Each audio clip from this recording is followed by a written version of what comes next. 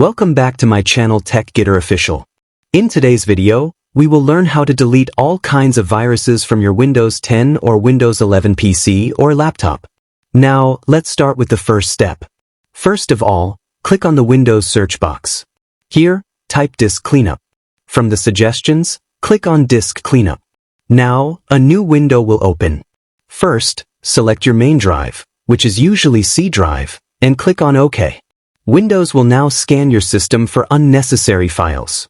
Once the scan is complete, another window will open. Here, you need to check all the boxes. You will also see an option for Recycle Bin. If you don't need the deleted files and you're sure you don't want to restore them, you can check this option as well. Now click on Temporary Files. Here, you may notice that several gigabytes of space, for example around 30 to 40 gigabytes, can be freed. This will definitely improve your PC's performance by removing unwanted junk files. After selecting everything, click on Clean Up System Files. Let Windows scan again, and once it's done, click on OK to confirm. Now let's move to the second step.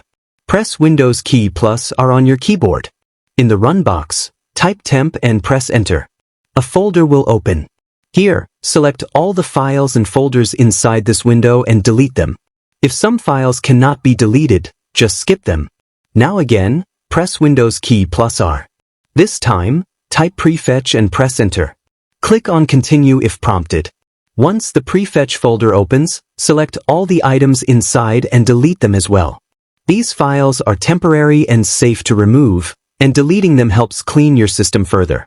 Now let's move to the final and most important step.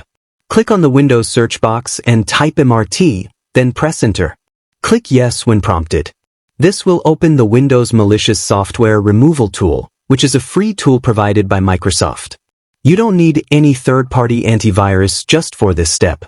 Once the tool opens, click on Next. Here, you will see three options: Quick Scan, Full Scan, and Custom Scan.